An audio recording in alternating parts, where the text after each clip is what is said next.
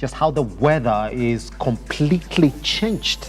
And just a snapshot then of what you expect for the rest of the week, this week. I'll tell you what it is because, again, it's quite cold this morning.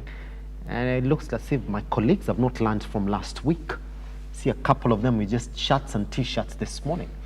Yeah, it is 15 degrees Celsius currently in Lavington, where our studios are located right here in Nairobi. And it looks as if our highest are going to be 24, our lowest are going to be 13. We're already done with that 13 because 13 was from around 2 a.m. this morning.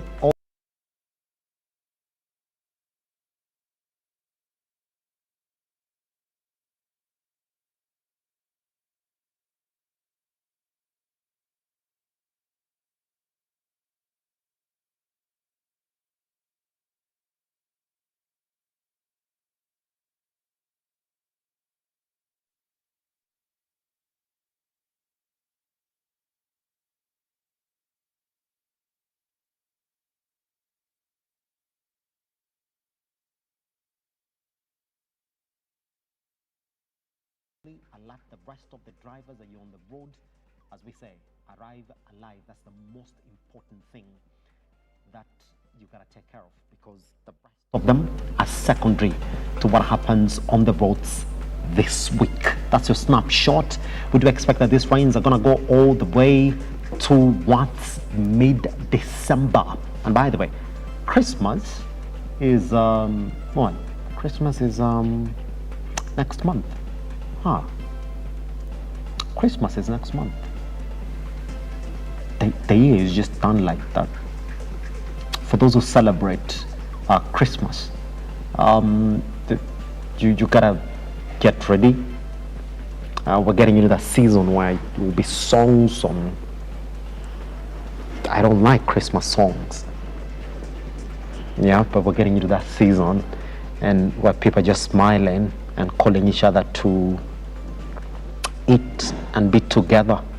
Yeah, I don't know when we're gonna put our tree, hoist our tree, sorry, decorate our studio with a Christmas tree and presents.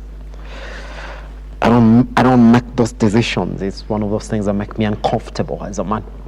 Yeah, I don't like decorative stuff. Anyway, we're getting to that season. I've had a couple of Christmas songs this morning. You know, you wonder what am I going to do with these Christmas songs that are playing in my environment? Absolutely nothing. Anyway, my name is Simba Elijah Charles Kiage. I'm not going to introduce the grumpy side of me to you this morning. We have a lot that we're going to discuss this morning, but we're looking at the state of politics in the country, but most importantly, the state of the political parties that are gearing into the 2027 general elections. And there's a lot that we're going to talk about this morning, including Gachagua slamming Ruto's 2055 First World Vision amid Kenya's economic woes. There's also former Chief Justice David Maraga, who is launching his 2027 Kenyan presidential bid. Just a lot that we're going to talk about this morning, including Kenyan activists getting released from Uganda upon the intervention of President Uhuru Kenyatta. We're going to talk about a lot on these areas, including how the weekend has been in terms of the games, and I know a lot of Kenyans are talking about this morning, but we're going to try as much as we can to avoid to talk about Man United. Teams that currently play on Saturday, you can't be trending into Monday. Thank you very much. All right, on that note, let's go online and see exactly what it is that you're waking up to your daily this morning. And as usual, we're going to start with the Daily Nation, and this is what we have for you. How Museveni caved in abductions, they call it. Ugandan authorities had denied knowledge of the whereabouts of the abductees. and we're going to see exactly what they're talking about this morning. But this is the headline that you're waking up to, and I will just give you a snapshot of what it is. That here we have very good intelligence. Those are the words of President Yoweri Museveni. We know them. They have been with us. I have their names. They came and they were working with Kyagulanyi's group, that is Bobby Wine. They are experts in chaos. That is what Museveni said. All right. Rather than the activist that is talking about is Nicholas Oyo and Bob Njagi. All right, who arrived at the JKI yesterday from Uganda.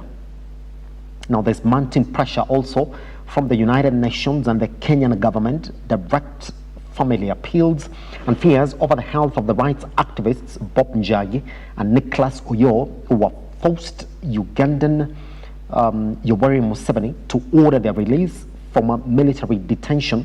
Now on Saturday, Mr. Museveni admitted that he had the duo arrested and detained, even as he bragged about the effectiveness of his country's apparatus. That story has been covered on page 2 and 3 this morning of the Daily Nation. We're going to show you exactly what the activists did say upon landing in the country once we get to our trends this morning.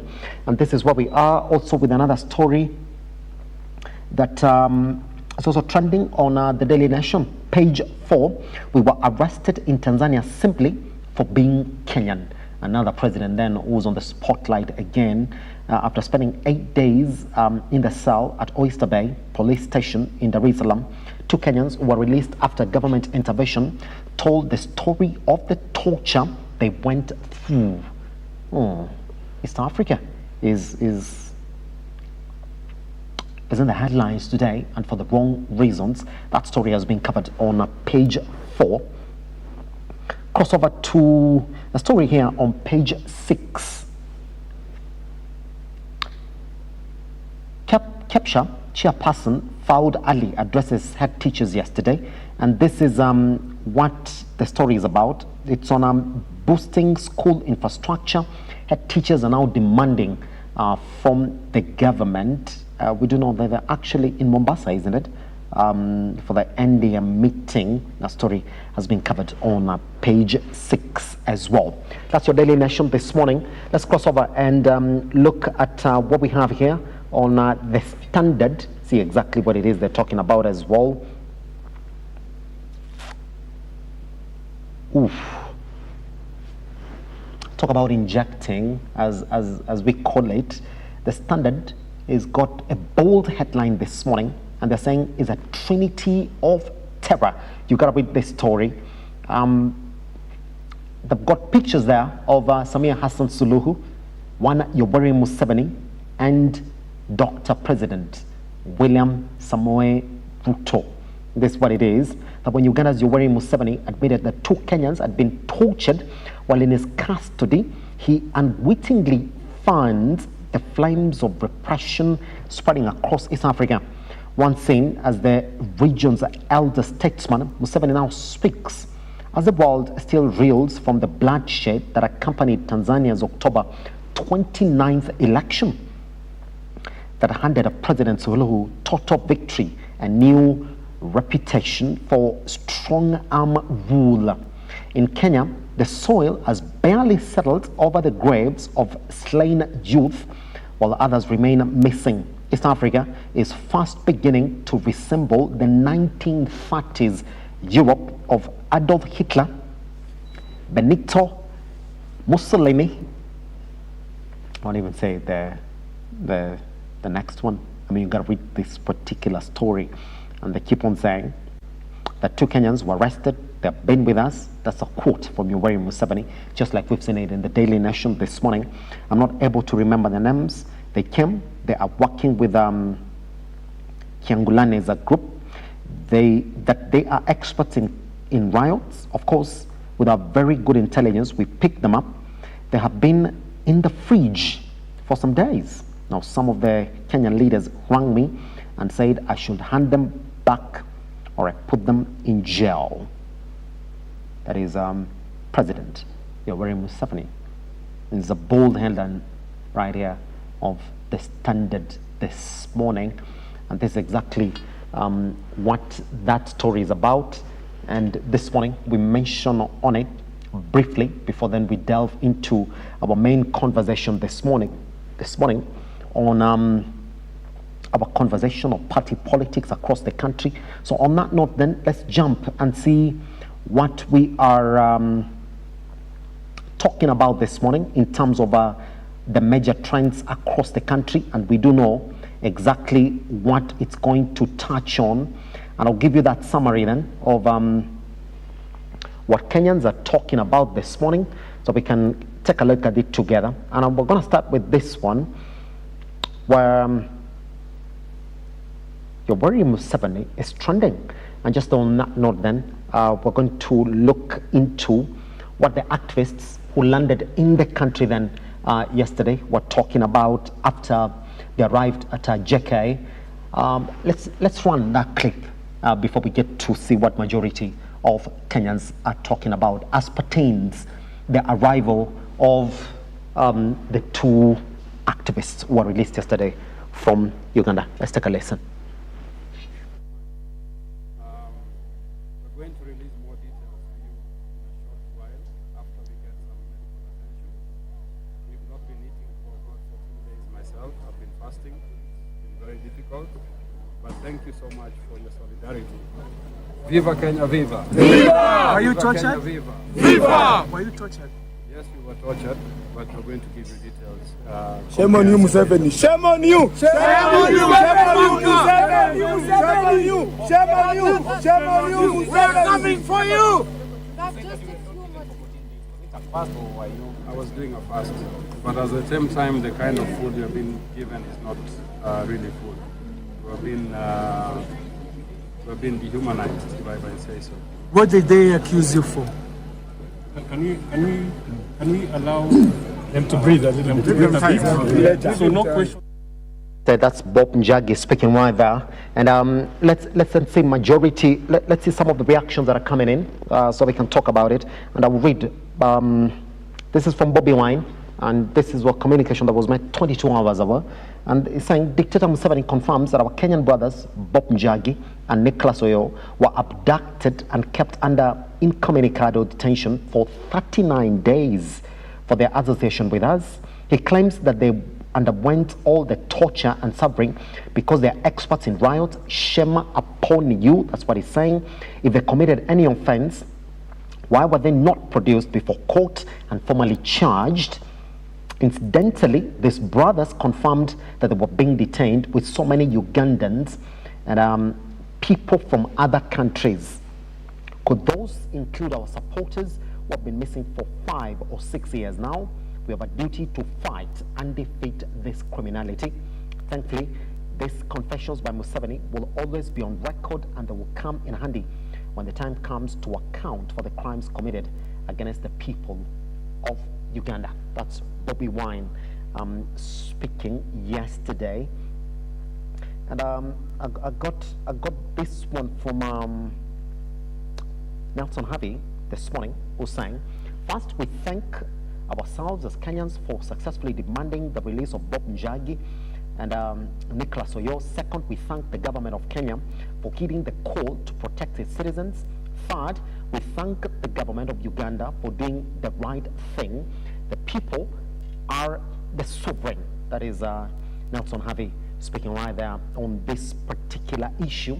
Also, not just him. Yesterday, also the director for the Human Rights Commission also did speak yesterday upon the arrival of Bob Njagi in the country and Nicholas Oyo.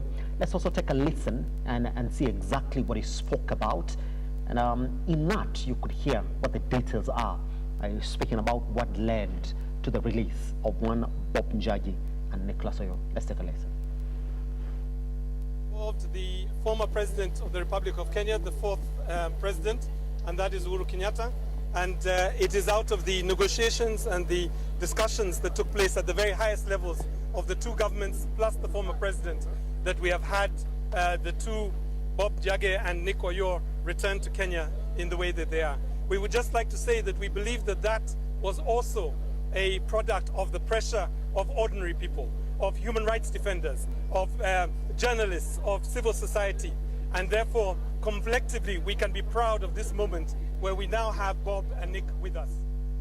That's it. I mean, from that statement, you can hear that President Uhuru Kenyatta was instrumental in the releasing of one Bob Njagi and Nicholas from Uganda. And this is what he's saying. This is Bob Njagi who's saying it was Uhuru Kenyatta who reached out to General Muhoozi, and that's how we were finally released. It's deeply concerning that it took the government 38 days to intervene and assist us. May God bless Uhuru Kenyatta. That's exactly what Bob Njagi said upon his release, and it's getting confirmed there that it took deep negotiations for the two to be released from Uganda. 39 days to be exact. It could be 38 if you're not counting the days then that they were traveling from Uganda to the country, and that's exactly what it is there. So on that one, Timothy Turunga this morning is saying it's only after Uhuru Kenyatta's intervention that Bob Njagi and Nicholas Oyo were released by Ugandan military, but government bloggers and various ministries have been taking credit, yet they ought to give Uhuru Kenyatta the credit. That's exactly what they're talking about this morning. This one is from Ian. One call from President Uhuru Kenyatta to General Muhoozi. The CDF of Uganda and Bob Njagi and Nicholas Oyo were released. We do not have a government. That's what he's saying, Ian, this morning. Finally then, on this particular one, Bob Njagi is also saying that he's delighted to be back home. I want to thank all Kenyans standing in solidarity with us. 38 days of abduction were not easy. We didn't think we could come out alive because we were abducted by the military under Special Forces Command.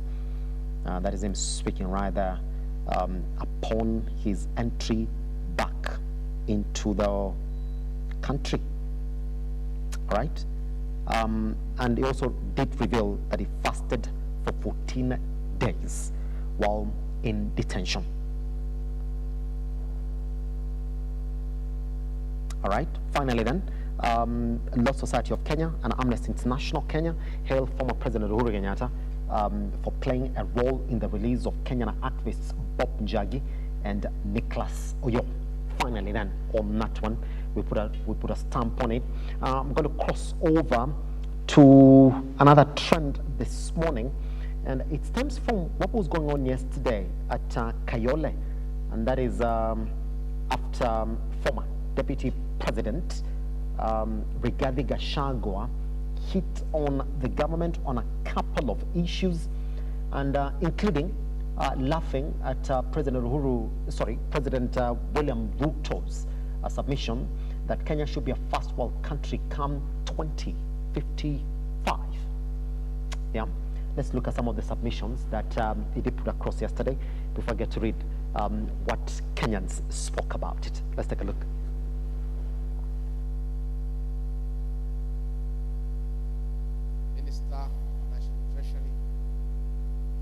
Ya kwamba kuanzia Januari ile masomo tuliwachiwa ya bure na Mwai Kibaki haiwezekani tena. Sasa Januari watu ya secondary mjitayarisha kulipa. Mambo ya primary imeharibika. Mambo ya SHA haifanyi kazi. Biashara zimesimama. Mimi nasikia Ruto akisema ati yako na mpango ati ya kufanya Kenya to be a first world country. Ni muongo si muongo? Now William Ruto aka Githinji kama wewe unasema sisi tuko na akili ndogo, unatudharau sana. Kama within 3 years kazi yote Kibaki alifanya ya masomo umeharibu. Kazi ya matibabu Uhuru Kenyatta amefanya umeharibu. Biashara zote umeharibu. Watoto umesema wapigwe risasi kwa mguu. Biashara zote zimeharibika. Wewe Githinji unaambia wa Kenya ati wakupatie nafasi ati you can make Kenya a first world country. How? Within 3 years, you have destroyed a great country. Nchi ulipata nchi nzuri. Mwai Kibaki, Uhuru Kenyatta walifanya kazi. Umepata, umeharibu kila kitu. Yani unasema ati itakuwa kama Singapore. Kaimudwara tukua wanate. How? You know? So mimi nasema, mimi sina ubaya na mtu yeyote. Na sina chuki. Mimi, I have to do the right thing.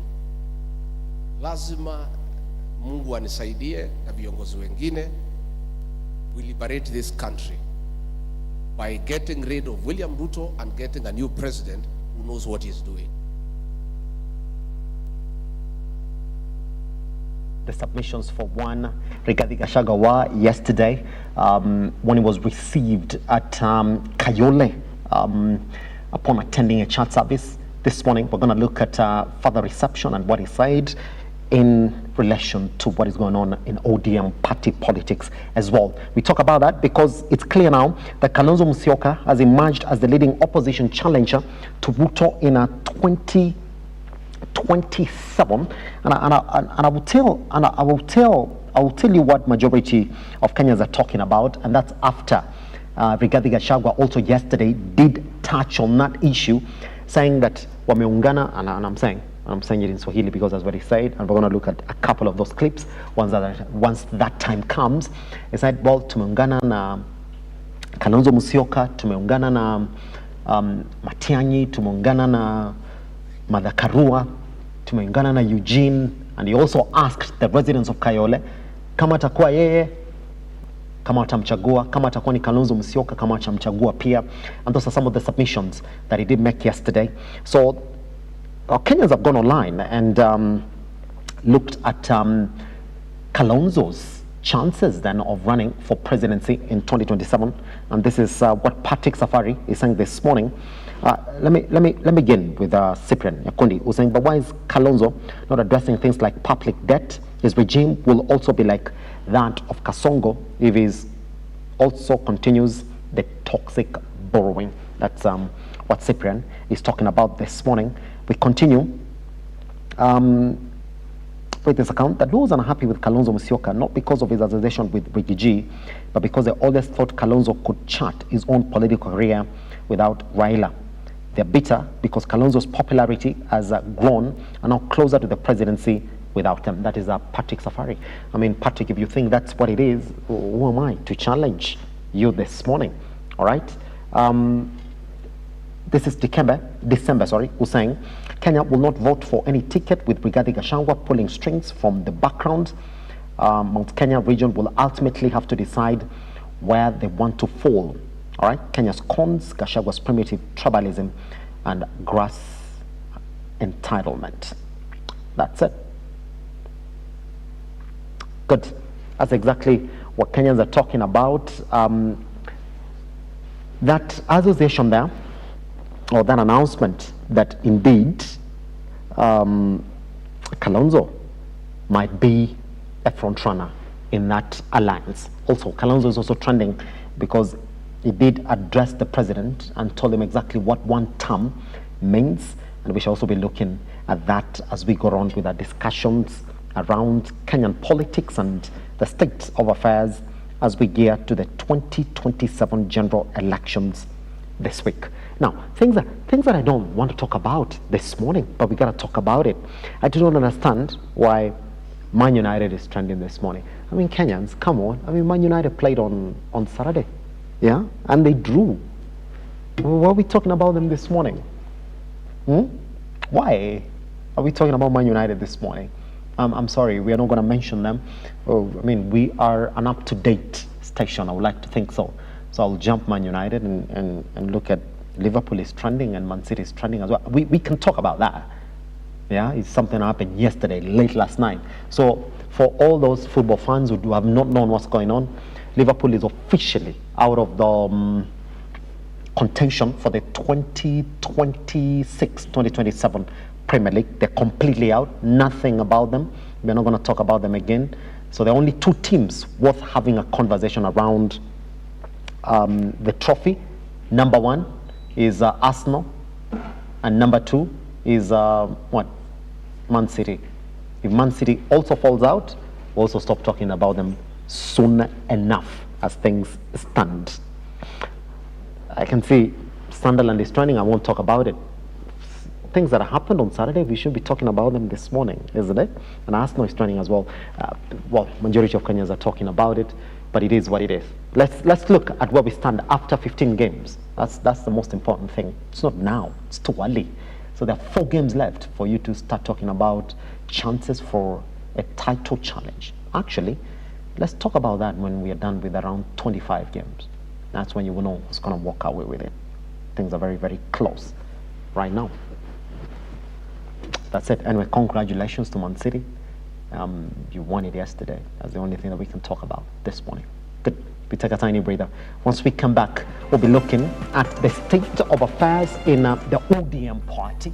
The question that we're asking, some of the conversations that we're seeing coming from that party and majority of their leaders, is it conversations that will bring the party together, or are they conversations that are showcasing what is a power struggle within our party? Once we come back right here on the morning drift, I'll be introducing the gentleman who will be joining us this morning.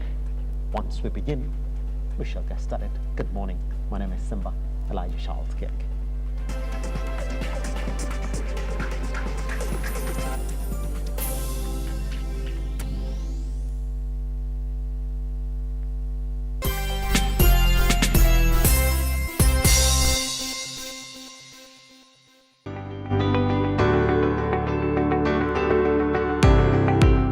Taarifa zinapochipuka na kutufikia papa hapa kwenye makao makuu ya chumba cha habari cha runinga ya Lookup, kwenye taifa, kwenye serikali, kwenye bunge, tunajitosa hadi kwenye sauti ya wenyeji ili kupata tu maoni ya wenyeji kuhusu masuala haya yanayochipuka. Maana hii kitu inaenda kuumiza Mkenya kwa tax. Hakuna kitu tunafurahia. Nothing. Absolutely nothing. Sisi tunaumia, si ati tunaumia ile ya kiukweli. Juu maisha ni ngumu. Na bila shaka tunapata maoni yao ili sauti yao ipate kusikika. Na watasema hili, waseme lile, watasema hiki na waseme kile, almuradi sauti yao ipate taa. Mambo ya mafuta tena imekuwa ni changamoto zaidi kwa kila mtu wa bodaboda. Uchumi ikikuwa stable, tunaamini mambo itakuwa sawa sawa. Kwanza liko na ria wasa wa boda, mama mboga nini. Hawa sasa ndio wamefinywa zaidi mazuri.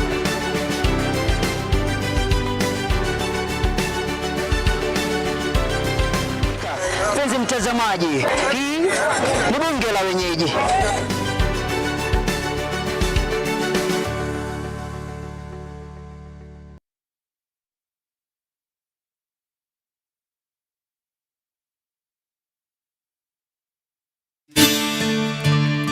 Do you need a dose of hope? If so, you are in the right place. We think of ourselves around here as hope dealers, delivering truth, power, and inspiration to hearts and minds all over the world. If nothing else has worked for you, why not give the God thing a try? For it's in the presence of God that you'll find everything that you need. Amen.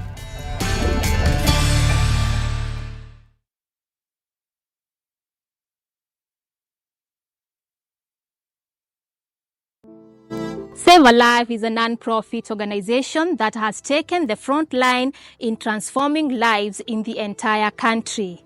So far, we have transformed the life of over 100,000 people through our programs, which include medical support, youth empowerment, street family program, feeding program, and climate change.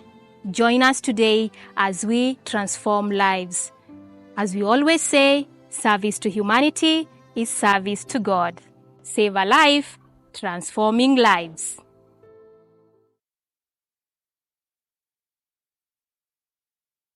How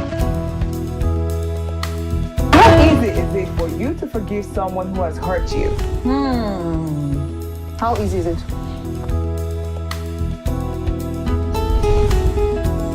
What are some tips, a person can apply to improve their public speaking skills? We all have personality lazy somewhere around us. In my mind, whenever I'm invited for a public speaking event, I don't like to put a lot of, accessories or too many colors. What are the major things to look out when choosing a school for a child? Another cheesy conversation starter is, men do this a lot. Men look familiar. Have we met before? No. We met in Nobody's buying that line again. No, we don't. We don't buy it anymore.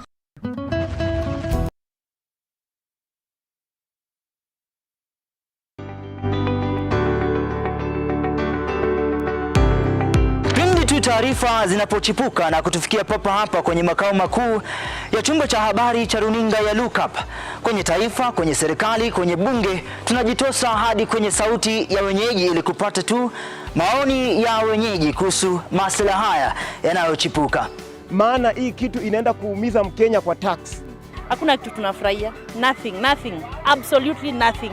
Sisi tunaumia, si ati tunaumia ile ya kiukweli. Juu maisha ni ngumu. Na bila shaka tunapata maoni yao ili sauti yao ipate kusikika. Na watasema hili, waseme lile, watasema hiki, na waseme kile, almuradi sauti yao ipate taa. Mambo ya mafuta tena imekuwa ni changamoto zaidi kwa kila mtu wa bodaboda. Uchumi ikikuwa stable, tunaamini mambo itakuwa sawa sawa. Kwanza alikuwa na ria wasa wa boda, mama mboga nini. Hawa sasa ndio wamefinywa zaidi man.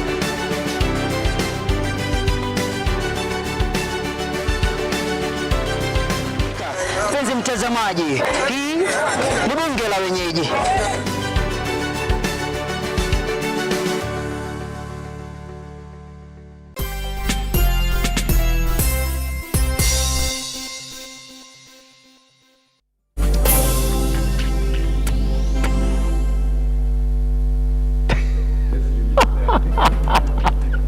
I'm laughing because in the studio, yes, you do have Mr. Amundi this morning.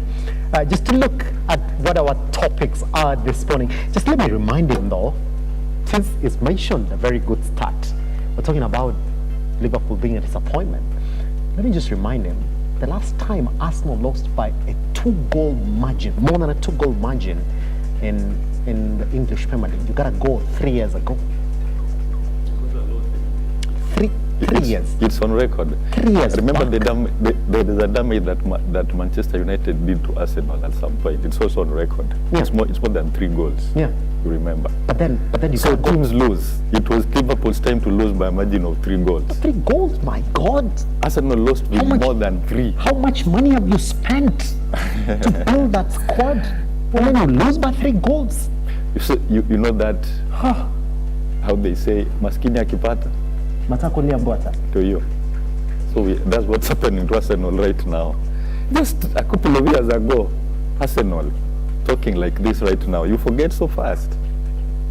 It's progression though. We've seen the progression. do you know what is shocking, Omonde?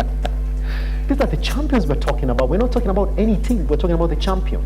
They are used to being champions, so they're not worried losing or doing what they have achieved. Whatever Arsenal is struggling too. I'll leave it there. I'll leave it there. You know, they say Arsenal act like spoiled kids, but then let's just leave it there for now. Anyway, away from the disappointments of Liverpool just failing to hold Man City, there is another disappointment happening in the political field, as we do not of it today. There's a lot that is going on within the ODM party. And when you hear them speak, they do not speak with the same voice. This weekend again, it was the SG who was on record also telling members of ODM to stop this 2-term chants within the party as well. Obowo Odinga has also been speaking, telling ODM that they need to be together and they need to be strong as they face the 2027 general elections. So as we speak here today, we do not know what's going on within the ODM party. UDA as a party has also been speaking about what's going on within the ODM party. The president has been on record saying he doesn't want that party to be divided in any other way. Members of the party have also been fighting the SG, that is Edwin Sifuna, looks like a man who's under political fire from within the party.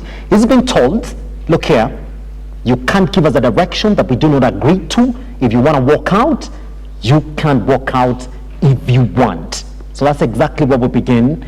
And I will introduce this morning from a gentleman called Collins, who sent me this message this morning when he saw the poster that we floated for this conversation. And I will read to you on Monday. He said, let's face it, ODM cannot handle a party leadership election now. They do not know what to do. They do not know who is going to lead that party. And then goes, in fact, these are his words, the status quo currently as it is might end up being their only option.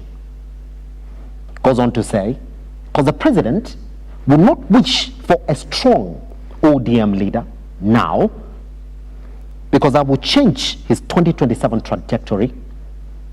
ODM themselves will not need a strong leader, goes on to mention names like Babu Wino and Edwin Sifuna, to change the wishes of the president, that is Dr. William Ruto, using ODM as an avenue to getting to the 2027 general elections. Goes on to say, Simba, let's face it, ODM cannot handle a party leadership election. Kwa ground, even the Omambo Iko. Can we face the fact that ODM probably will not wish to get into a party leadership election, especially the top leadership? You know, that is a very, you know, it is well analyzed, and the guy has really looked at some things that you consider sensitive points against ODM. Yes. But you would start by asking yourself, is there a leadership vacuum in ODM right now? Is there any? Because I don't see any leadership vacuum, because immediately our former party leader died. I'm a member of ODM. And immediately our party leader died. The first thing that ODM did, the first thing they did was to appoint Oburu as the acting party leader. And until his death, there was no leadership vacuum. So they were not looking for leaders to fill any positions at ODM. So when Raila died, the expectations of the people was that there were going to be, you know, splits and people going away and everything. But they waited for long, and this is not happening. So they're looking for other things to start talking about that will, you know, trigger emotions in ODM, and then they see people scattering around, you see. Because ODM as it is, what people don't know about ODM is that ODM will still hold if the wisdom that I'm seeing coming in among the people who are against Uburu's leadership in ODM. Yes. But I think the old man is getting it right up to now. He's unifying ODM. So I think ODM was formed with the formation of ODM was influenced by, you know, fighting for the people's rights. No, what could I call the right or what? ODM was formed to fight for the people, politically, socially, and economically. ODM was not formed to win power. You see, you've seen formations that have come up just to go and capture power. And as soon as power is captured, they are no longer there. Look at PNU, look at TNA. Yeah, look at those coalitions that were only formed to push somebody to get power, and then they disintegrate. So ODM has a long, they still be there because whatever they were formed to fight for is still there. It is a fight that is still continuous. Mm-hmm. But you see, these other ones, they come in to capture power, and then as soon as the people capture power, they forget. Kibaki formed PNU to get into power for the second term, and that is what he did. Do you hear PNU anymore? It's no longer there. People are still talking about economic problems, social problems, political problems in the country. So ODM is only reorganizing itself, you know, after the passing of the party leader. And this is something that happens in the whole world. Yeah, it happens. Even during the times of people like Alexander the Great, you see, and that is how when what is called? The diarchy, the powers that were supporting Alexander after he died, there was a fight among themselves, and that is how Egypt, Syria, and Macedonia were created. So these things happen. It also happened in South Africa. after Nelson Mandela died. You saw Thabo Mbeki, Zuma, and other party leaders fighting for the leadership of ANC. It also happened in Britain, Simba, and we saw what is this guy, Henry VII. Yes. Yeah. You know, there was the house of Lancaster House and the York House. Mm-hmm. Some were presenting the red flowers and the white flowers, where they were saying, after now we are the people who are supposed to lead England, you see. And then there was a power struggle. So Henry VII came in, and he was from the Lancaster House. So he came in, and with his wisdom, the one that Uburu is now doing in ODM, he married Elizabeth from the York House. Then he brought unity among the fighting factions. So these things happen all over. So even in Kanu, when Moi died, what happened after Moi chose Uhuru? People ran away because Moi insisted on what he thought was good. There was no consultation. So divergent voices will always come up when a leader is dead and succession is supposed to be at play. Remember, yes, this is about leadership. Not forgetting one final one, Simba. The great person who inspired the compilation of the Bible, Emperor Constantine. You know, he fought and killed his own brother-in-law because of power after his father Constantinos died. Yes. So these things have been there, you see. So what is happening to ODM right now is that ODM is at a bridge where whether it fights its own people and some drown in the waters, or they hold together like Alexander VII did in England, yes, so that they move together, is up to them. But I think the wisdom that Oburu is bringing in ODM is very powerful. Because when he came in, he said, it is not time to purge, yes, it is not time to expel, it's time to unite. ODM need to be strong. Yeah. And Simba political parties are formed to capture power. Mm. Yeah. So to me, I think ODM just need to remain strong. Yes. Dissenting voices will be there, but they should accommodate each other. That's it. Yeah. And that's where the conversation begins. Yeah. Because when you look at ODM, I've had analysts who've sat where you're seated right there, and they're saying that when it comes to the importance of that political party for even the president himself, for the 2027 elections, the UDA looks less important to him than ODM. That ODM is more important for him clinching the 2027 general elections because of the support, be it in whatever form that Raila Amolo Odinga might have given to one President, Dr. William Ruto. But this is where the conversation begins. Why would ODM have Oburu Odinga as the acting party leader instead of saying then that this is a man that wants to be the party leader? Why wasn't that decision made immediately? That at the point when there was that leadership vacuum, the party constitution, as we do know, according to the registrar of political parties, that the deputies in that party would assume the leadership of the party. Omondi, why was it a wise decision for the ODM party to pick a man who was never in the leadership hierarchy of ODM? That would be a concern, and I agree with you fully. You know, there are times when wisdom must prevail, Simba. Yes. Because, you know, as you know, ODM, there have been, there were voices, silent voices that were looking to maybe succeed Raila, yes, even when he was there. Yes.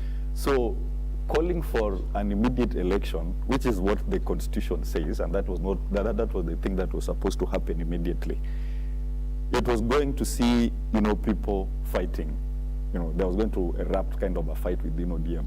But at that time, we were mourning the death of our party leader. That's it. And we did not want, you know, to start also those battles around who is going to win, I mean, who is going to carry, I mean, the leadership and everything. So at that time, it was only good that they have a wisdom figure that is going to be a transitional leader for ODM at that particular time. Yes, elections are supposed to be done, yes, like you say, and that the deputies were supposed to assume the party leader position. But now, they needed wisdom first. We needed to calm down people within the party. Yes. Oburu was supposed to I mean, not Oburu, somebody else was just supposed to come and then maybe say, guys, we need to put our house in order, then we organize for election. That one say, wisdom should come first sometimes. And that was the wisdom that the NEC used. Yes. Just before I introduce the guest who joined us this morning, Thomas, how are you doing, sir? It's been a moment, man. All is good? All is good. Karibu sana. All right. Omodi, just before then I cross over to Thomas to also get his views in this conversation. But this wisdom that you are talking about this morning, Omodi, we are not seeing it. I mean, more than ever now, we're seeing divergent views from the ODM party members. Let me just give you some of those that we've seen. One, Ruth Odinga has come out to say, and I will quote her, that this nonsense for two-term chance within the party, that will take the party nowhere. The party needs to come in and vote a candidate for the 2027 general elections now. That they need to be starting now. All right, let's look at what the likes of Atandi are saying, Member of Parliament. He's saying, well, this nonsense about telling us to go into elections with our candidate for ODM should stop. And he was addressing the SG as the party Secretary General, Edwin Sifuna. He's saying, you're not the only one who can be the SG for this party. There are more people within the party who can actually ascend and take that leadership position that you are telling us this morning. But it doesn't stop there. Well, the likes of Gladys Wanga, they've been on point saying, well, this is a collision. In fact, for the 27th by-elections which we're heading to, she's come out to say that in areas where UDA has fielded a party candidate, we're going to treat that party candidate as a, what do they call this government this morning? I'm even running on, as a coalition party candidate, all right? A broad-based party candidate, that's what she said, all right? But then, immediately after that, the party SG comes and says, what are you talking about? That the only way we can win an election is if we field an ODM candidate, not a broad-based candidate. More than ever, we've seen it now, that the conversations that are coming from within the party, even after Oburu Odinga has come in with his wisdom, they're not speaking with one voice, as a party would speak with one voice. What is ODM saying, Omondi? Simba, you know, I started by telling you, people are looking for the right button to press so that there are chaos in ODM. That's it. That is what they are looking for, but they have not found that button. And that's why I'm telling you, Oburu came in with wisdom. Do you know the wisdom? Simba Sim, today you are a father of 3 gentlemen. And then you say, sons, I want us to build maybe a shop here. Then another one say, this shop should not be here, it should be there. Another one say, this shop should not be here, it should be there. Another one. So as the father of these 3 gentlemen, what would you do? For me, I will ignore all of them and build the shop in a position that I like, so that I don't favor any one of them. So until they realize the reason why I built that shop in a position that either of them decided, then they'll see I decided wisely. Wanga faction is talking, Babu Sifuna faction is talking, Atandi is talking, who is talking? So if Oburu goes with Atandi statement, the other factions will also feel bad. So the best thing for Oburu to do is to do something that none of them wants to happen. And then that is when now we'll see people who mean good for ODM. The ones who are there for themselves will run away. I'm telling you. The ones who are not who are there for who are looking for their personal interest within ODM will go away because whatever they want has not happened. But the ones who feel like we need to build a strong ODM, we realize that Oburu is not doing whatever any one of them is looking for. And that is wisdom. It's giving them time to see that a strong ODM towards 2027 is more important than what Atandi wants or what Gladys Wanga wants or any of them. Yes. And that is wisdom. Yes. Yeah. And Omondi, that particular point, I'll be coming back to you because some submissions here are exposing the weakness of having Oburu Odinga as the acting party leader, and we'll be talking about them. And guess what? When they were at Kasipul, just 2 weeks prior to 2 weekends ago, do you know what UDA was drumming support for? They were drumming support for Oburu Odinga to be supported as the party leader for ODM. But when we listen to Oburu Odinga, is he speaking what the party wants to hear? He's presented his first option. That as it stands, for them, it's the deputy president or nothing less. Who said that? Oburu Odinga. He did say it. That he's already said that what we can get for us to support the UDA in the next election is give us a deputy president. But is that what the party members are saying? The SG is saying something different. Ruth Odinga is saying something different. But here is a man saying we need a deputy president, but the party members are saying let's field our candidate. Why is the majority? Why is the ODM not speaking with a uniform voice? And Thomas, I'd like to start you with where we started with Omonde this morning. And this is a gentleman called Collins, and I'll read for you that submission, not the entirety. And this is what he's saying. As it stands, ODM would not want a party election now. He says, among the leaders, none of them know what they want. None of them know who to pick. No wonder they went to the safe option. An acting party leader in Oburu Odinga looked as the safe option, because had they gone for elections, would have seen a divided ODM more than ever. Thomas, let me also start you from there. Why Oburu Odinga? Why didn't you follow the constitution and say, let's look at the deputies that are within ODM? If we're going to get somebody who would be acting party leader, you would have picked one deputy to be an acting party leader, and then the ODM party would have said, form here according to the party constitution. And we do have that at the rest of parties. We would give you a timeline for when we're going to hold party elections so that we have a party leader. What is carrying ODM from taking those steps? According to Omondi, it is the wisdom. But which wisdom? When every other person, currently as it is, even as we speak today, they are presenting divergent views on what the party should be come 2027. Thomas. Simba, thank you so much. And I'll answer you as a patriotic Kenyan first, and secondly, as a member of the ODM party. And I will say, if you look at the ODM perhaps is one of the most stable political parties in East and Central Africa, having survived at least 4 election cycles. That is from 2007 to the latest 2022. Now, one thing I will tell you, it was a rude shock that most of us have never learned to survive without Baba.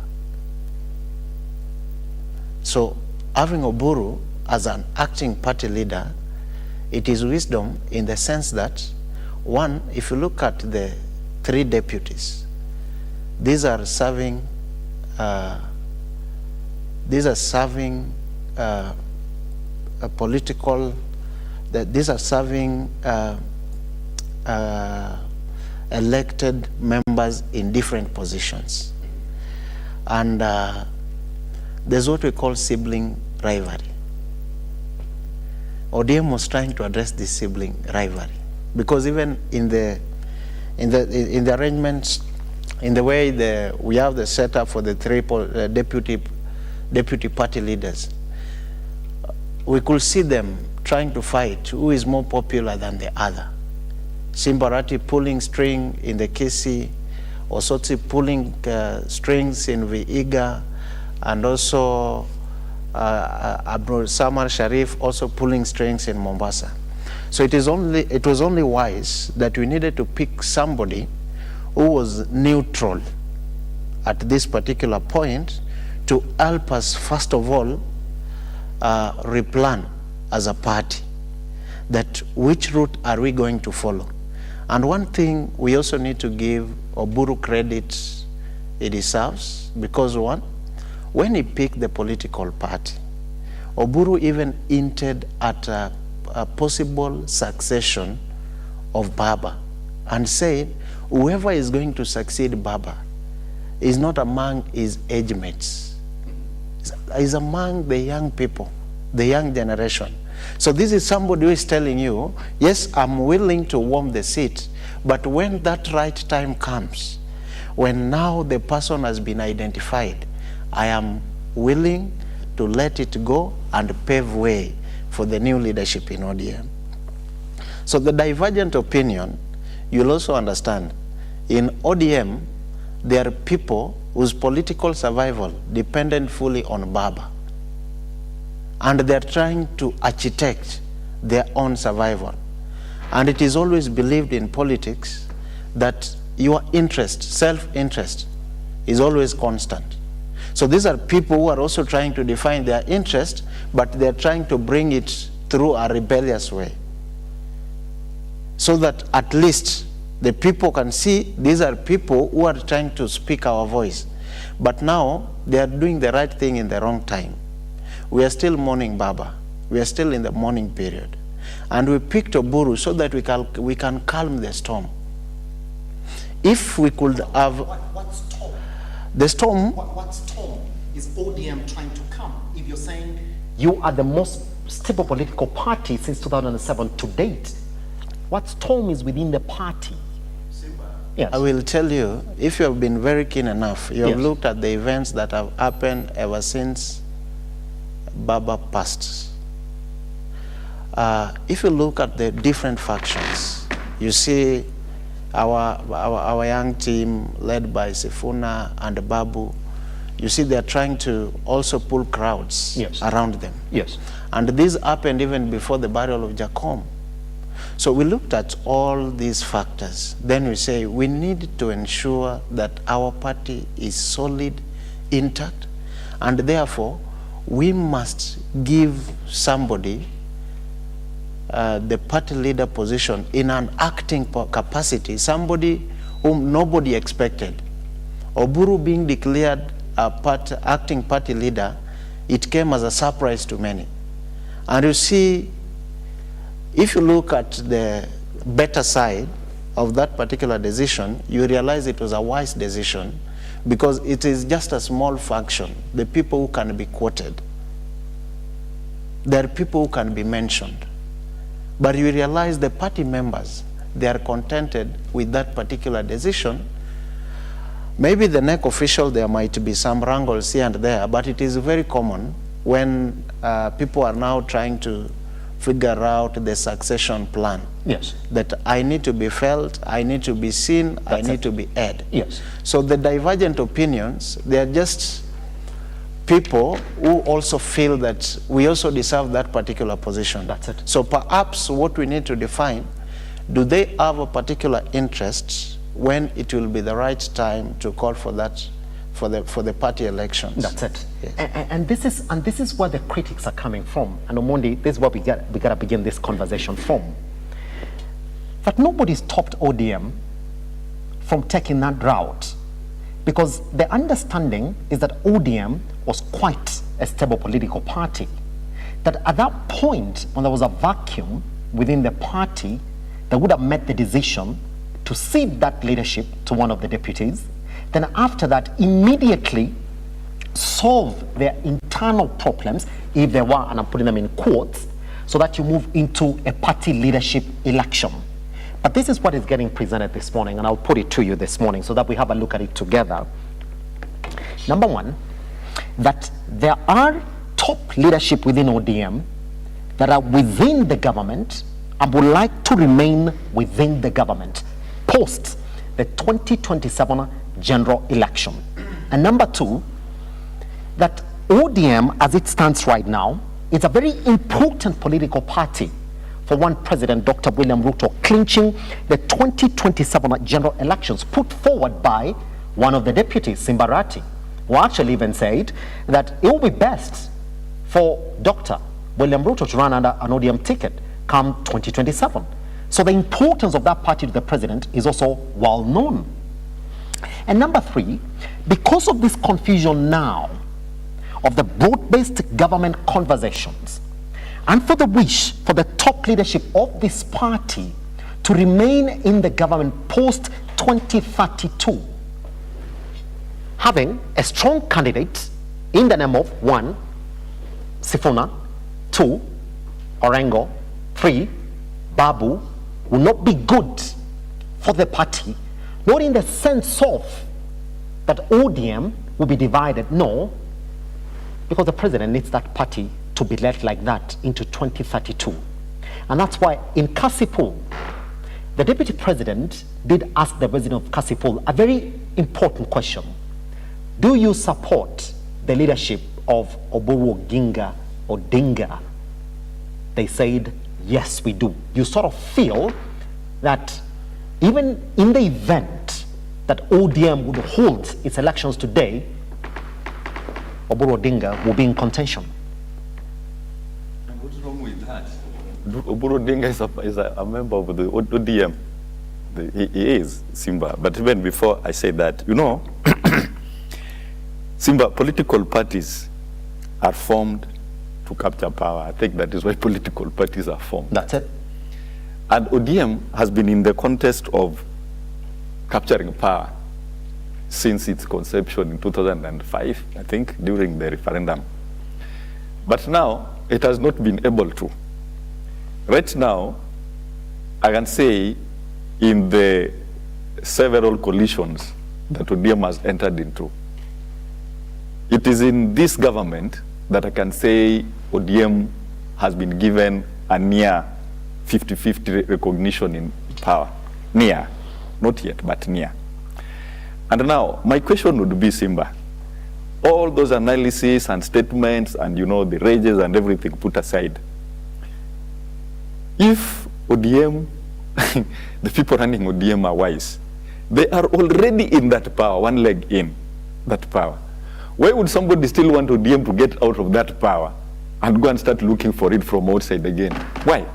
Why don't they just restructure themselves inside there? Yes. And do whatever they need so that they stay there? Yes. Then, yeah. But which is true. Yes. Is that not you saying that officially then we're working with the UDA government post 2027? Yes. To me, that is very okay. But you know. Yes. But how many members will support you this morning? Listen, even Thomas might not want to support you. Thomas, would you support that statement? Let me just finish. That you this. want to be you want to be in this government post 2027. Can I just finish? Yes. Omodi, you can. Thomas, just a minute. You know, this is what is happening, Simba. In Kenya, no single political party can win power on its own. People must go into coalitions. But now, as you see, it is not the right thing to do. People negotiating power based on, you know, this is what we are bringing in, the way Gachagua puts it. What are you bringing in? What are you bringing in? We're supposed to have a Kenya that elects its leadership based on merit so that we can elect anybody who is competent. But now, since the nature of Kenyan electoral process is that people are supposed to bring in votes, you know, this is what I have, this is what I have. Now look here, a political party has to be strong in Kenya, so that when they go to the so-called negotiation table, they can negotiate based on the amount of votes they have. So the people who are talking about strengthening ODM are right. We have to strengthen ODM. And that is why I had a problem with Babu Owino. Because, you see, if Babu Owino and Sifuna had pulled away, they were going to pull away with some kind of support. That's it. The Wanga faction and the people who are going to remain with another support base. But now, definitely Babu and Sifuna were not going to maintain ODM. They're not going to have the current ODM. They're going to have another formation. But now the remaining ODM was going to be weak. And that was going to also to weaken there by gaining powers in the negotiation tables. So if the people are saying, we need to go here with our presidential candidate, then they'll say, we as ODM, we are coming with Orengo as our as our presidential candidate, but subject to other agreements within the coalition. We are bringing in Orengo, and if Orengo is not the best fit, then there's a better fit from another coalition partner. We are cool with it. Yes. You see. So I don't see anything wrong with ODM saying we are going to have a presidential candidate come 2027. It is for their, you know, for their, it will work for them on the negotiation table. That is what they call it. To me, that is what it should be. That's it. What is the true feeling? And you know, this morning my editor did ask me, and this is what my editor asked me. I said, can we get somebody who supports the UDA to come for this conversation? My editor said no, because I know what you're going to show is a confusion that still exists within ODM, even among the gentlemen that you're going to bring on that table, because that's exactly what it is. Thomas, do you support ODM being in this government post the 2027 period? Simba. Thomas, it's a yes or no answer. No. No. Why? No, I don't support. Why? One. And Amodi, you see, this is exactly what my editor was saying this morning. That every other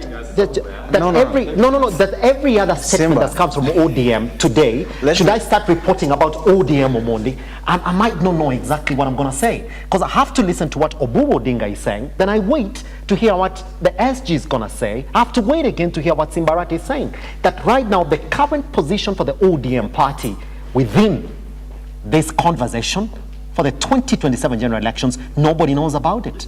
So what I'm saying, Simba, yes, is this. You see, we are talking about politics, and politics is about interest. That's it. And what I will say, and I won't shy to say this, we need to clearly define what motivated the president to enter into agreement with Raila. So was this broad-based about Raila Amolo Odinga, Baba, or was it about the interest of Kenyans? So my personal feeling is this coalition called broad-based was about Raila Amolo Odinga, not the interest of Kenyans. And this one I will support with the sentiments that President said himself. He said somewhere that, you know, those people used to wear sufurias were the people giving me stress. And the only people I could compete with is Raila Amolo Odinga. That is a very strong statement that cannot be ignored. So I am for the faction of the ODM that's saying that we should front our own presidential candidates so that we'll go to the bargaining table with a very strong voice. Yes. Having reunited again our support bases. Because what we need... And Thomas, I'm sorry to cut you short. Why does ODM want to go to the bargaining table? You know, that's what is all coming clear from you gentlemen. I mean, if you're saying that ODM is a strong political party, there's a lot of interest from UDA in the ODM government. Are you saying, look here, we're going to cede that power if you agree that we come to the negotiating table? Why do you want to go back to the negotiating table? What I'm saying, Simba, we brought in the coalition governments. That's it. And when you are going to form coalition, we cannot just go and form that coalition that we are just blank there as a community. We must go there with somebody who represents our interest. Yes. As members of ODM. You see again. So for us to invite somebody to that particular table, that's it. Then he must have a portfolio in the name of running for the top seat. That's it. Thomas, the question being, you disagree with this kind of negotiations that are currently underway to proceed into 2032. You're saying ODM should have their own candidate for the 2027 general election, isn't it? Yes. That you do agree with me. And a bigger and a better faction of ODM this morning, the likes of SG, the likes of Ruth Odinga, they're all saying we need our candidate. But then when it becomes again a bit confusing is when ODM again says we need our candidate to take us to the negotiating table. What I'm saying, we can go to the negotiating table and we be the flag bearer of that particular coalition we are going. So the same way Baba has been doing it. He has been reaching out to Akina Kalonzo, Karua and the team. But in the end, after voting, after considering all the factors, Baba emerges as the flag bearer of that particular coalition. So we are saying our main focus should be running for the presidency. That's it. And I'll take you back to what the SG Edwin Sifuna has been saying, what Raila Amolo Odinga himself has been saying, and this is what the SG said on Monday. Look here, who told you that ODM was not going to have a candidate in 2027? And Raila Amolo Odinga did say that this negotiation that we did with the president was to take us all the way to 2027. There is nowhere he did say that, look here, we're not going to have our candidate. In fact, prior to his passing, he said, we will come and tell you what we're working on. But as we are aware, this conversation for the broad-based government would take us to 2027. Why would it be wrong for the likes of Edwin Sifuna then to come out and say, we need to prepare, we need to have a candidate and go back to the people and get into the election? Why is ODM feeling like the best way for us is to go back to a negotiation table with our candidate? You know, there's something Eric, I think, is telling you. Yes. He's saying, Simba, and I've also mentioned this, I think, before he came. Yes. It is not the right thing to do, but it is the way things are done in Kenya. The negotiation table thing. That is what is happening in Kenya. Every political party is talking about it. ODM is a political party in Kenya. It is no exception.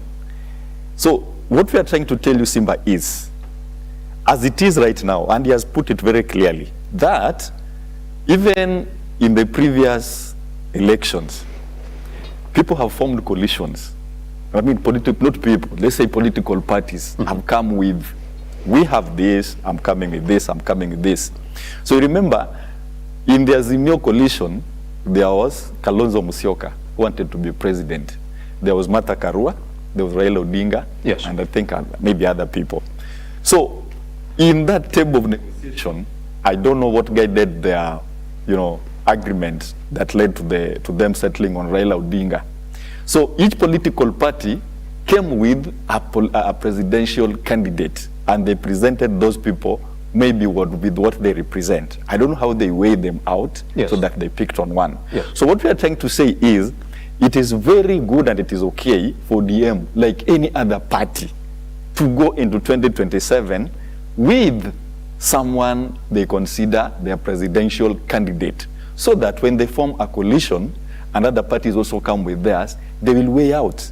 So if the ODM presidential candidate outweighs the others, then they will settle on that particular candidate. And if the others also, if another person from another party, yes, outweighs the ODM candidate, it is okay, so long as we work together. I think what people are looking for is, people really want to trigger emotions within ODM so that there is a split in ODM.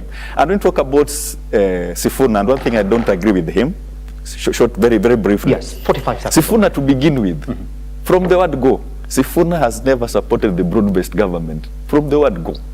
And I've been wondering, why did he go there to sign some, because he was the Secretary General, he was there.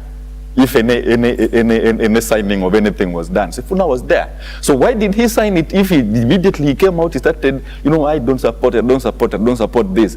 Now, he said something about Raila being in the broad-based government for himself. I don't agree. Talking about wisdom again, I remember the statement of Raila Odinga during the Gen Z protests. Yes. He said, Ruto goes, then what? You see, Simba, and every time I've come here, I've always told you that Kenyans are just making noise about, we want to overthrow Ruto, we want to change the government, but you don't know the chaos that come in after. And we have practical examples like Egypt, Tunisia, and these other countries that have gone that way. So Raila, in his wisdom, not for him, honestly speaking, the Gen Zs, the way they were coming up, if these, these other people, these people like Raila would not have come out, Ruto was going home. It is a fact. He was going home. But after he had gone, what was going to happen in Kenya? So Raila did not go there for himself. He went there for the people. And even though there are things that have not happened right, yes, I also agree there are things that the president have not done right. Yes. There is calm in the country. That's it. We are able to figure out things and work on them. That's it. Pretty much. Thomas, we got to take this tiny breather because I've got a question that both of you gentlemen have to answer this morning. We got to, guess what? I'll give you the right of response immediately we come back from this break. You say that need for farmers to want to respond to Omonde this morning. That's exactly what we're talking about this morning. That the true intentions of the moves that ODM members are making is not really known clearly. Oburu Odinga said, it's deputy or nothing. Once we come back, why deputy? Why? Are you telling the ODM members, we will not run? We will negotiate now and still be within that coalition come 2032. Once we come back right here on The Morning Brief, you can participate at Look Up TV across all your social media platforms. Good morning. See you shortly.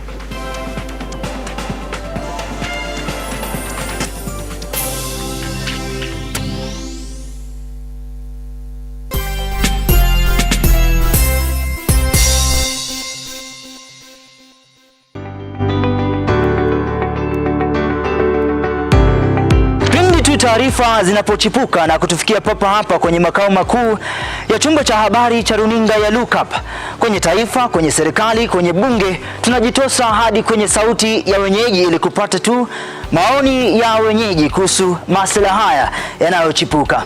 Maana hii kitu inaenda kuumiza Mkenya kwa tax. Hakuna kitu tunafurahia. Nothing. Absolutely nothing. Sisi tunaumia, si ati tunaumia ile ya kiukweli. Juu maisha ni ngumu. Na bila shaka tunapata maoni yao ili sauti yao ipate kusikika. Na watasema hili, waseme lile, watasema hiki na waseme kile, almuradi sauti yao ipate taa. Mambo ya mafuta tena imekuwa ni changamoto zaidi kwa kila mtu wa bodaboda. Uchumi ikikuwa stable, tunaamini mambo itakuwa sawa sawa. Kwanza liko na ria wasa wa boda, mama mboga nini. Hawa sasa ndio wamefinywa zaidi mazuri.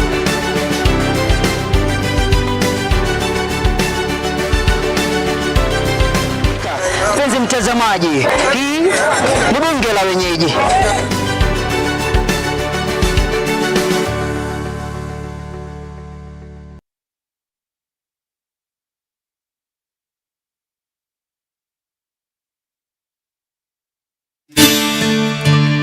Do you need a dose of hope?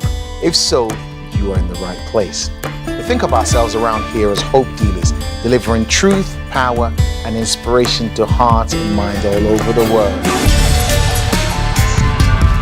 If nothing else has worked for you, why not give the God thing a try? For it's in the presence of God that you'll find everything that you need. Amen.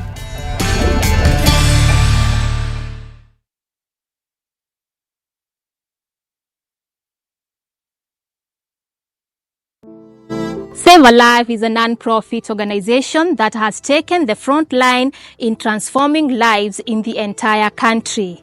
So far, we have transformed life of over 100,000 people through our programs, which include medical support, youth empowerment, street family program, feeding program, and climate change. Join us today as we transform lives. As we always say, service to humanity is service to God. Save a life, transforming lives.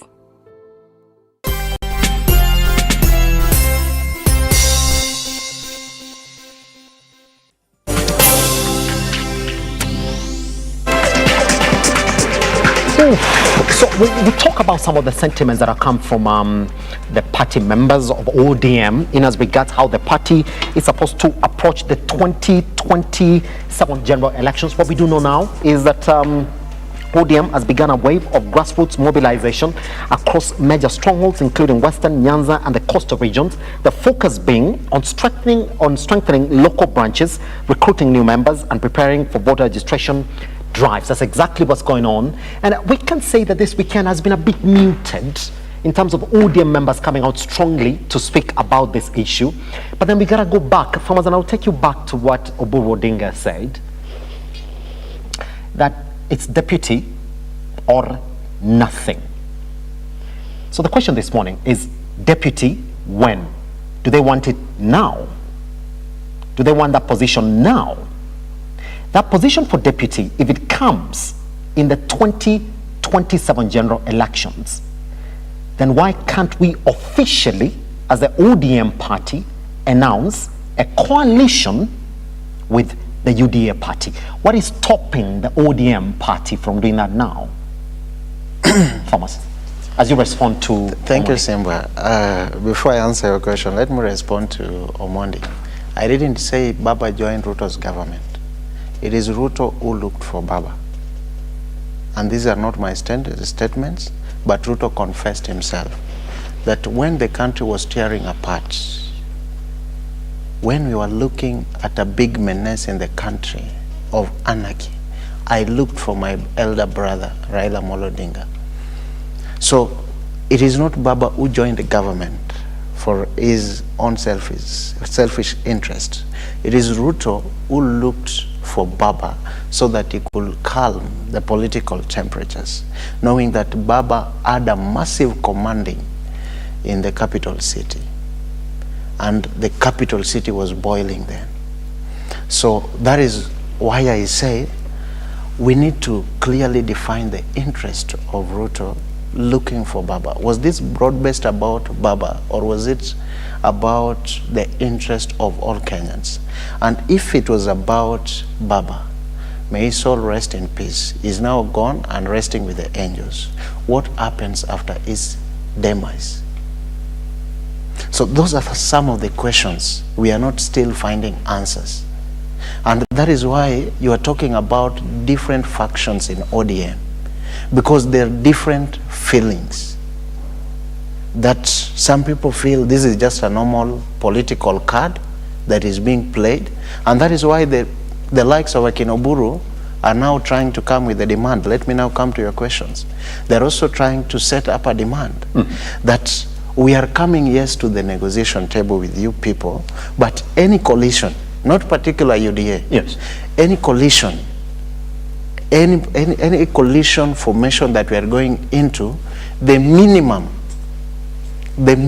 we are requesting for is the deputy president position. That is the minimum. Meaning they also have chances. When do you want they it? also have chances. When do you want this? When do you want this deputy president position? When do you want it? Because that also changed the conversation, Thomas. When we want it, Oburu was very, very specific. That is a coalition formation towards 2027. Yes. Not before 2027. Yes. So we are glaring at the next general election. Then we should wash our hands, gentlemen. Of what? Then we should wash our hands. Of what? Then why can't the ODM party then stand up and say, we are not running for the 2027 general election? What we are doing is negotiating for a position in the next government. Because Omondi, since you've come here this morning, the only submission that I've had from you is that there is nothing wrong with having a political candidate. But here is Oburu Odinga also saying, look here, the minimum is a deputy president. That's a man who's already seated that position, the top position in the country. I don't know that you are directing that to Thomas. I'm directing it to. I'm directing to Thomas. Sorry, before you come in. Simba, let me tell you this. Oburu has made a pronouncement. That is the opinion of Oburu. That is not the official position of the party. And we know the official spokesperson of the party is the Secretary General. Mm-hmm. And the Secretary General doesn't speak his own mind. He speaks whatever has been discussed and agreed by the NEC. What Oburu gave was a general opinion. That's it. But now the facts that is sacred, we have not listened to it from any official of the party, yes, who is the official spokesperson for that matter. So until that time when ODM will call for a press and release an official press that this is the position of the party going towards 2027. Mm-hmm. For now, we treat everything as opinion. That even myself as just an ordinary ODM member, I can just give my opinion that maybe a reducible minimum is any coalition that will go into will demand for the position of the president. Yes. Yeah. So Buru is just giving an opinion. That's it. Yeah. Not in the capacity as a party leader, yes, or as an acting party leader, yes, but a patriotic party member. That's it. Omondi, I'll point this analysis by one of my friends, Ken Babu. He was supposed to be here this morning with you, by the way, but he got a quick safari, and this is what he said, and I'll read it. Tell your panel members this morning to address this issue. The event in Kasipul, where the deputy president attended, 2 weeks ago. Tell them to underline what the deputy president asked the members of Kasipul. And this is the question: do you support Oburu Odinga as the leader of ODM? They went out and shouted loudly that they support. Then he asked the next question: do you support ODM and UDA working together? They said, yes, we support ODM and UDA working together.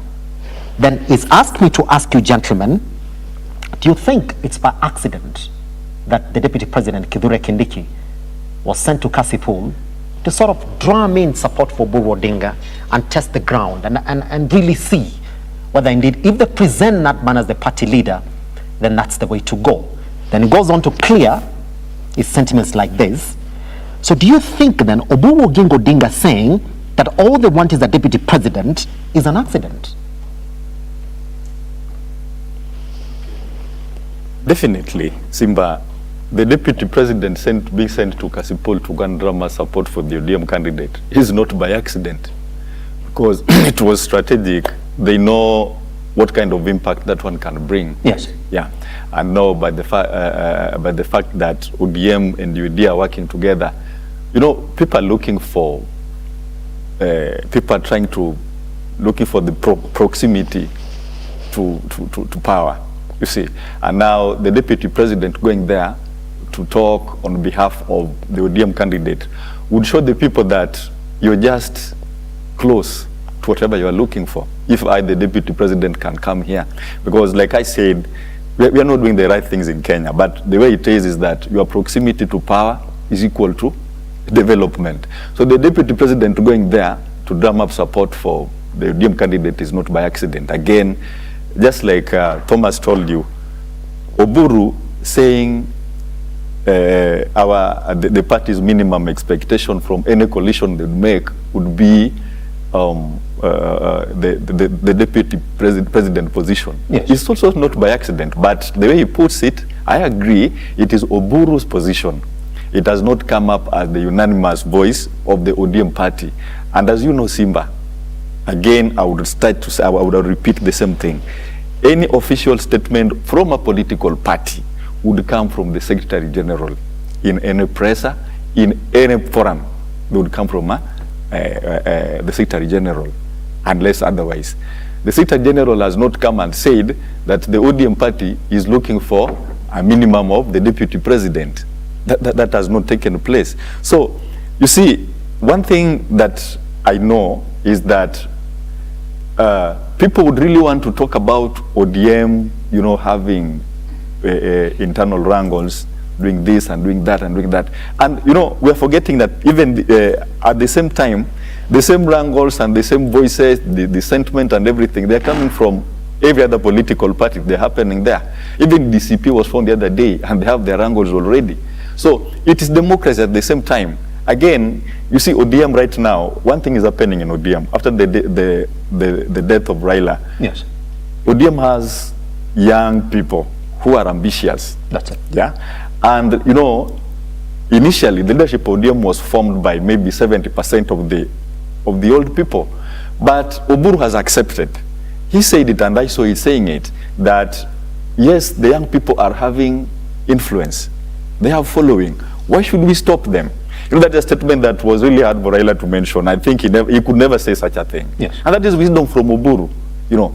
And for that, I would cut him a piece of the cake, Simba. He agreed that, why should we send these people away? Why should we, you saw, that day when the governor for, is it Nyeri? Yes. Mutai Kahiga said that's a reckless statement. The next day you saw the presser that was done by Wanga and ODM members in Kisumu. I don't know what Wanga had taken that morning, because that was a complete mess. Yes. She was not supposed to say whatever she said. You know, she was now creating a battlefield. But Oburu came in with his wisdom and he said, this is not the position. And they came up and said, Rigathi Gachagua is welcomed in Bondo. So that is the wisdom we are talking about. If Wanga was left to take care of ODM, I'm telling you, Sifuna would have left, Babu would have left, and this guy, that MP from Western, yes, who is there. Yeah, Hamisi, they would have left. Mm-hmm. But you see, Oburu has dated that accommodative voice. He is the voice that is mentoring this people, saying, yes, Babu, you are able. Sifuna, you are able. Every person is able. But let us have a strategy. Yes. Even the wrangles that are taking the things that are happening in ODM, they are happening within the party structures. You know, they are asking, we should do this, but within this. We should do this within this. So it is normal for people to disagree within the party. Yes. Yeah. That's it. And this is what I want you to pick on this, because the question that I want you to respond, both of you this morning, this is from James. And this is what James is saying. If you look around, every other party that is in the opposition is making their moves. Number one, Wiper already declared a long time ago the presidential candidate is going to be Kalonzo Musyoka. DCP, you already seen who the leader is. Jubilee has already declared what their move is going to be in the next general election. And then he goes on to say, James, good morning. I'm gonna read the entire statement. Say, if Omondi is convinced that the party is stable, what is stopping them today to declare who their candidate is in 2027? They are so far. Jubilee has. Wiper has. Jubilee has said it officially? Yes. Okay. We will. Every political party. Hold on. That silence is. Why are you so much hold concerned? on, Omodi. That silence is that what you should be addressing this morning? Omodi, is that silence there? Simba. Is that what you should be addressing this morning? And you don't want to address it, Omondi. You don't want to address that silence. Can you address Simba, that silence? Do you know one thing, Simba? One thing that people must agree with, every Kenyan today must agree that ODM is the biggest and the most powerful political party in this country. That's fine. That is why when ODM is quiet, people always want to hear something coming out of ODM. But I'm saying ODM has a political... And that's what it is, that it's never been this quiet at a time when they're supposed to make a decision. ODM has never been quiet. It's been the most vocal political party in the country. And hold on a moment, even before you respond to that. Towards the demise of Raila Amolo Odinga, every other person in the country knew the position of the ODM party, that they were in it to wait for an announcement come 2027. Now that announcement, we haven't seen it, and we do not know what the announcement is going to be. Just before Thomas comes in, yes, Thomas, just a minute. Yes, you see, people are just getting disappointed that the wisdom within ODM is working. And they're getting disappointed. Is it working? People are waiting. Is it working? Is it working at a time when Oburu Odinga has to come in and defend the SG and Babu Owino currently as it is? Is it working, Omondi, at a time when Atandi stands and tells the SG, if you want to leave the party, you can leave today? There are so many SGs who can take that position. What people, yes, and probably you, Simba, are looking for, I'm just presenting the facts. You are waiting for that rash decision that somebody was going to make, like the one that Wanga made, that was going to disintegrate ODM. That is what people wanted, so that they say, you see, Raila was this, Raila was that, they have failed. But you know, ODM has its own way of doing this, its own things, within its own structures. And if you are taking time to make our statements and our announcements, why should it trouble people? These people have their political parties, why don't they attend whatever is happening in their parties? ODM will make the announcements at the right time when they feel like. Let ODM reorganize itself and plan with this. Yes. Within itself. Yes, just hold on. Thomas, I'm going to give you all the time that you need. Just take 15 seconds to respond to this. When Sifuna stands up today and tells the party members, and it's been on record, he's told them this nonsense that you're chatting in our party about two-term, you should stop it. He's on record telling them that. So I mean, that nonsense, you should stop it immediately. When he speaks like that, doesn't he speak like the SG of the party? When Sifuna speaks, yes, remember what Raila said initially. Yes. Raila said, whatever Sifuna said, yeah, you did not see Sifuna saying that statement backed by the party chairman, I don't know, the party secretary and everything, and there's a big presser, and Sifuna is saying that in that big presser. He was saying that as Sifuna. And remember, Sifuna does not support the broad-based government coalition. He doesn't. Mm-hmm. So when Sifuna makes those statements, just like Oburu made a statement about, you know, it is nothing less than the deputy president position. Sifuna made his own statement as Sifuna. And that is later that one as Sifuna's position. When it is a position for the ODM, wait for that big presser.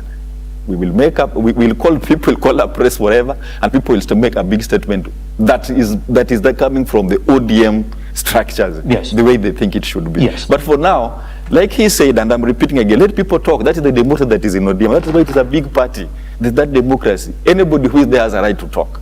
But now the final decision will be made at the right time. That's it. Yeah. But Thomas, I'm gonna ask you the same question currently as it is, that if you look around where you are, all the political parties that are gunning for that top position in the country, you don't have to guess. Just like Omonde is giving me that silence this morning, is like, I do not know, but we're going to give you that announcement. Now you don't have to guess. Wiper is ready, DCP looks ready, Jubilee looks ready, UDA is ever ready. Every other person knows the direction they're going to take. If you are claiming that you're the biggest political party in the country, no, it's not a claim, that ODM is the biggest political party in the country, why can't we see the steps that should stop this kind of conversation that we're having this morning, where even your acting party leader has to come out and defend the likes of the SG and Babu Wino, who are voicing what you guys this morning are calling democratic sentiments within the party that don't seem like so? Simba, I'll tell you this. We are still mourning. We are still mourning our party leader. It is not even a month after the demise of Raila Amolo Odinga. So you cannot expect us just to make rash decisions here and there. And that is why we applied a little wisdom. We said at least we need to look for a neutral person in the name of Oburu Oginga so that he can provide the leadership. You know, Oburu has one advantage over the others, that at least is living with experience. Oburu lived during independence and post-independence. And there's so many advantages he has over these young people. You see, us sometimes we be ambitious, and we can rush and burn the country. Yes. But when somebody like Oburu sits in a chair of leadership, then it means, one, he has to provide leadership. Yes. Two, he has to provide that experience that we need. And we also know Oburu is knowledgeable about the development of political parties. Yes. Because he's a pioneer, he's a founding member of many political parties that have been formed there before. Yes. So what I'm saying, ODM will make pronouncement. And just like Baba used to do it. You remember Baba, during Baba's time, he just didn't wake up and decide that I'm running for presidency tomorrow. Baba used to do consultation events. He will go around the country collecting views from the people. And he made now an informed decision, not a rash decision by section of people. At least we need to see the capacity of the people you are fronting to us, that they're potential presidential candidates within the party. That's it. You cannot present to us somebody who cannot mobilize beyond Alego Usonga. You cannot present to us somebody who cannot mobilize beyond Kisii County. We need somebody who can mobilize across the 47 counties. So that even as we are going to seek for that position called presidency, we are going there with a strong voice. But whatever is going around, these are ulabalu that some people are also trying to maintain their political relevance. So like the statement you are saying of Sam Atandi, those are the reckless statements we don't want to hear in a democratic party like ODM, because we need all the voices. Whether they support what we are doing currently or they don't support what we are doing currently, we need to sit down with them. And why is it Sifuna? Why is Sifuna sticking to his stand that he don't support the broad-based government? Maybe there's some positivity in it that we will realize at a very late stage when everybody will be crying. So ODM, I know Baba has built democracy within it, and that democracy is what our current acting party leader, we can see it is not far from the way Baba used to apply it. The only difference is Oburu applies it in statements. Baba used to apply it practically. That is why we had Babu Wino at a very tender age as a member of parliament. That is why we had Caleb Amisi at a very tender age as a member of parliament. That is why we had Edwin Sifuna at a very tender age as a senator in Nairobi and a secretary general for the biggest party. So Baba used to apply the sentiments of Oburu practically. That's it. Yes. This is the question that is coming from Micah this morning, and this addressed to you as well. Micah, thank you very much this morning. You're telling me you're watching from Nakuru. Thank you. This is what he's saying.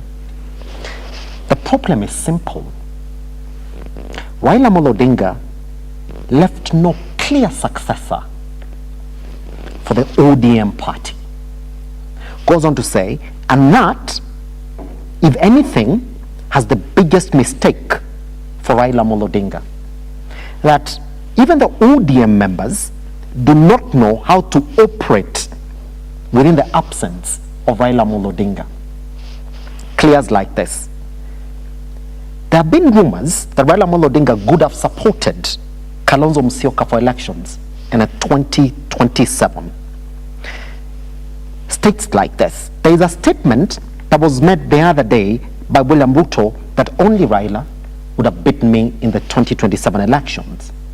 Since ODM knows that, and since Raila didn't endorse a successor, they only see themselves as a lesser political party in a coalition. Simba, you know, the first thing I told you when I came here, look at Kanu. I want to show you the problem as whether Raila was right not to endorse anybody to take the leadership of ODM. Look at Kanu. Didn't Moi endorse Uhuru? That's it. What happened after? He lost. You know, Simba, I want to look at ODM as a party that has people with big ambitions. You saw, it is all, actually, it is everywhere. We saw Raila walking out of that, rally where Moi endorsed Uhuru. That's it. And then it followed by Saitoti, Olentimama, was it Kalonzo? Kamodho. Those people walked out of that party. So what is happening is this.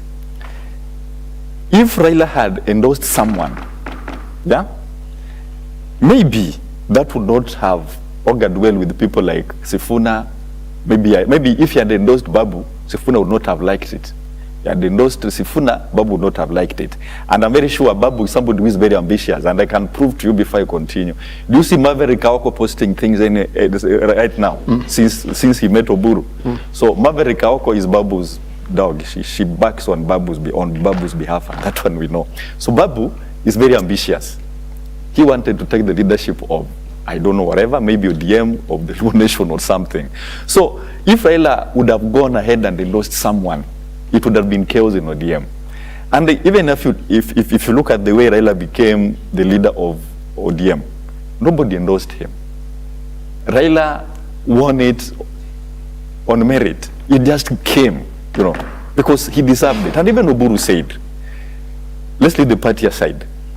On the leadership of maybe Nyanza, this is what we're talking about, he said, the leader will come. The same thing will apply to ODM. And Thomas has told you, we are mourning. Yes, we don't have a successor.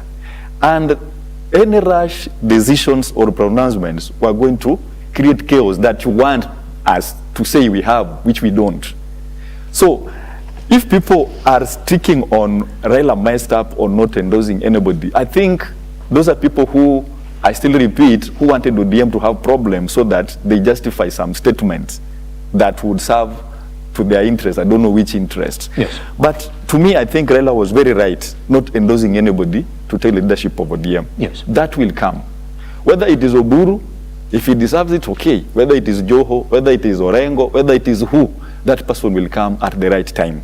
But as it is right now, ODM is reorganizing and restructuring, if at all, there are any structures that are supposed to be made. But ODM is reorganizing itself. There is still time. We are not behind any schedule. Yes. Yeah, we are within time, and when the right time comes, ODM will still going to make those pronouncements. That's it. Yeah. There's a question that I asked last week, and I was not given an answer, and it was because of time. That what can give you a proper negotiating power is if you present a candidate who indeed, when the other side looks at the candidate that you're fronting, then they will look back and say, it's indeed true. If we do not go that direction, then there are chances that if ODM decides to pocket and walk out of this deal, there will be proper challenges for the 2027 general election. So Thomas, it's the very first time today that I'm asking this question to ODM members. The president is quite certain that only Raila Amolo Odinga could be my competitor. Thomas, who do you have within ODM currently as it is that you can present to Kenyans listening to you this morning, that you can tell the president this morning that, look here,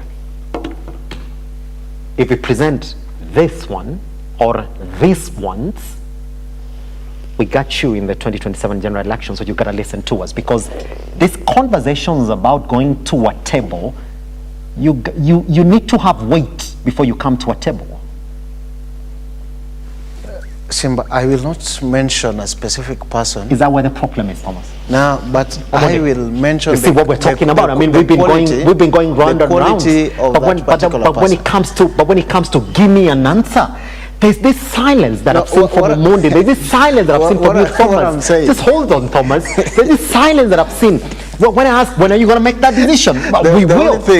I will give you the quality. Is that what it is? The quality of that person. But I will not mention that person, because any coalition, as it stands, whether the united opposition or the Kenya Kwanza government, they would like we present a weaker candidate, so that at least we have minimal bargaining powers. But the president, because the president has already told you that you got nobody. Like all your candidates that you might want to present right now, as it were, they'll be weak compared to the power that it presents. Any leader is allowed to make a statement of comfort. Hold on. Yeah, so president was just Thomas, making a statement of comfort. It's not just a leader who's making this sentiment. It's a man who won the 2022 general elections. And when you look at the analysis right now, is a top runner for that position. We know he has advantage because he's the incumbent. But what I know, with the wisdom within the ODM, we are going to present the strongest candidate. Simba, I come from a community that plan themselves. I come from a community. Yeah, because I come from a community. We've gone rounded. Because one, when it comes to, we understand the art of. Thomas, majority of Kenyans know the top leadership in the ODM now. They know the top candidates in our party, as it were. Okay?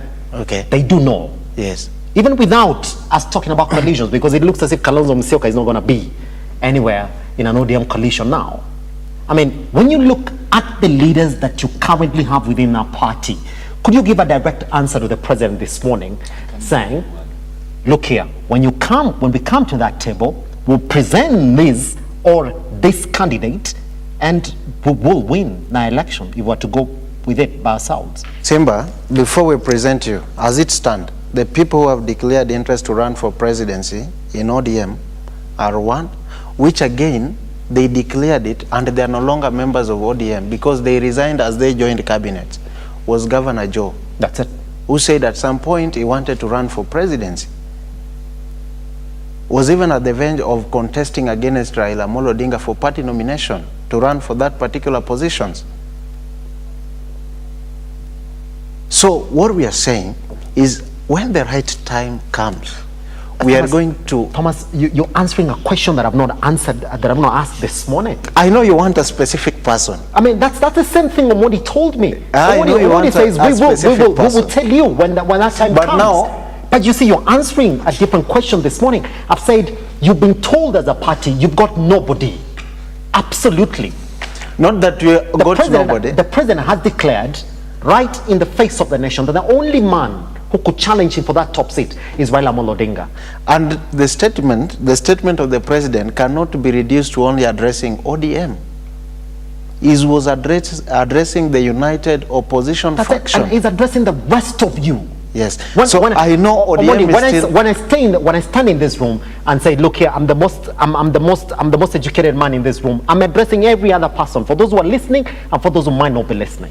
So what I'm saying, you have reduced that conversation to ODM. Is it possible that you could present an answer this morning and say, look here, President, I'm not telling you to give me one name.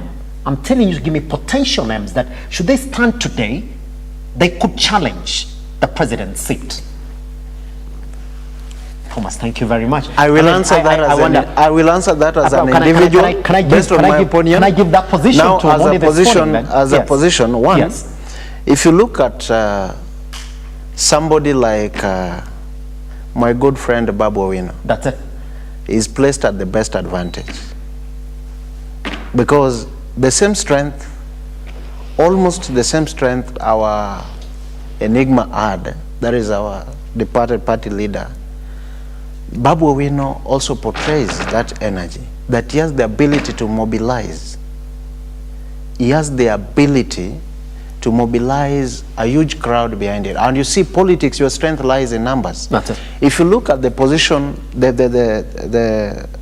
Sifuna, if you look at somebody like Sifuna, he also presents an advantage. If you look at somebody like John Mbadi, he also has that advantage, because at least right now he's playing national politics. So those are just a few people. And some people are even speaking of Governor Gladys Wanga. So we are also looking at the likes of Akin Orengo. We have potential men.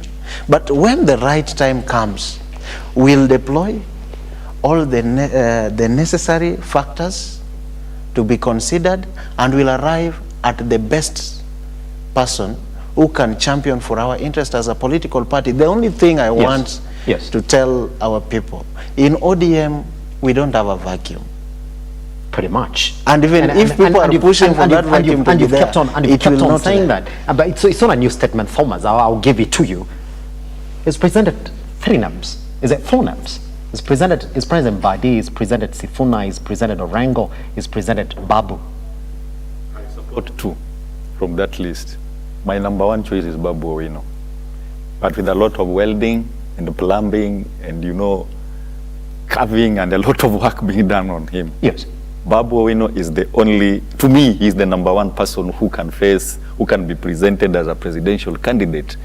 And other candidates from other parties will feel like this is somebody that is going to give us a run for our money. Babu Owino is the person. Just like you said, the last time I was here, I asked you, who in ODM right now can go to Kakamega and talk, and the youth will hear like somebody talks to us?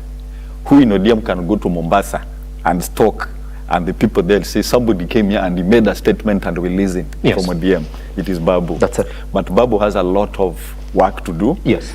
On his character. Yes. On respect, the way he conducts himself in public, what he says.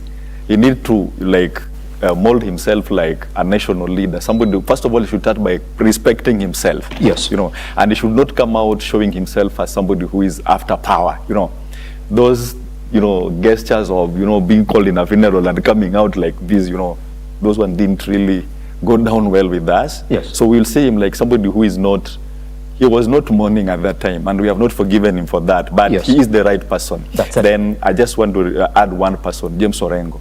Very sober, he has been here, he has contested for the presidency, he is known, and is very qualified. So those are the 2 names that I can present from ODM.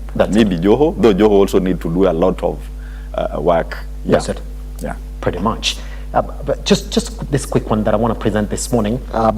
Just before you continue, actually, I've got this one from Grace, who's saying, Babu might not present well in the country. And she goes on to say the president knows. There's some interesting numbers here, and I actually know these numbers myself, the one that she's giving us this morning, that young people in this country do not register, they do not vote. Out of the 22 million Kenyans who registered to vote in the 2022 general election, only 8 million young Kenyans registered to vote. She goes on to say, so we'll vote for Babu. Even the president knows that he won't get the votes that are needed in the country. That is Grace's opinion. Yes. I will tell you the way he has analyzed it. So in politics, you see why Jacom was loved. Because Jacom could go to Coast Province, he has supporters there. That's it. Jacom could go to Kwale, he has supporters there. Jacom could go to Kitui, Jacom could go to Moranga. So if you look at the Babu is the only person who presents that face. I'll be very honest with you. A person like Mbadi is not known beyond Suba and Nyanza region. A person like Wanga is not known beyond Homa Bay. But a person like Babu, you present him in Kakamega and you hear the crowd shouting. So the only thing he said, Babu need a lot of work. He needs a lot of mentorship. He need to hang with the older people so that they can show him the way.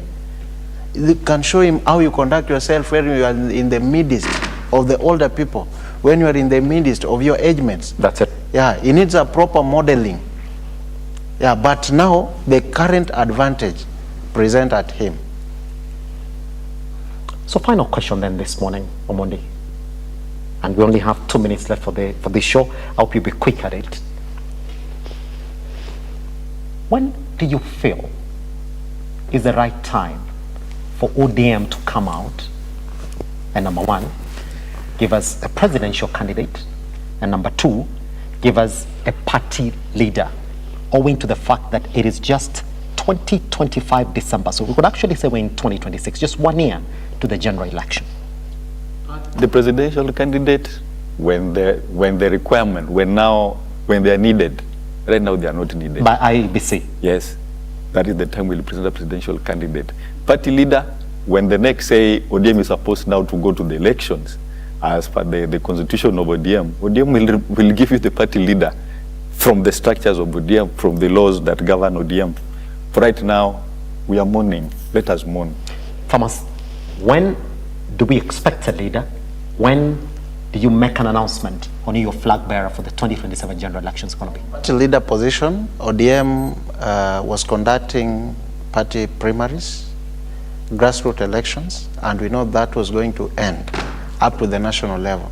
So at least for this time round, let us ensure that we also do it at the national level. So when it reaches that particular stage, we'll make pronouncement on who the party leader is after successfully completing all the grassroots elections. On the flag bearer, it's still too early. But when people start hitting the road, yes, we will make that pronouncement. Yes. Pretty much. I gotta say this, two gentlemen who've been watching it this morning. We do have Evans Ouma, Senator, who's running for Senator Nairobi County 2027 and the UDA party ticket. Is saying next time, please invite Thomas and Omondi into the studio. I've got a big surprise for them on this topic this morning. Guess what? I'll call you back again so you can come back and then meet Evans Ouma this morning. I also have this one from you. Also Mr. Owen Peter, all right? He's an aspirant 2027 in Nairobi. He's saying it's a lie. ODM knows their lifeline is short-lived. UDA is making calculations to kill or swallow ODM. They better be informed. Next time, I'd like to meet Omondi one-on-one. Guess what? I'll call these guys then in the studio next time so they can come in and give them the facts on why they think it's indeed a UDA onslaught on ODM. But hopefully when I call you next time, when I ask you this question about who you think is going to be the best candidate for the 2027 general elections, I want to have these pauses this morning. Whew. Simba, I'm an aspirant in 2027 for member of parliament. And it's like you're trying to crucify me. There's something he's looking for. You remember there was a journalist who went to interview Raila in Bondo, and then she used to push Raila towards a given direction. And then when Raila responded, it was all over the place. So Simba,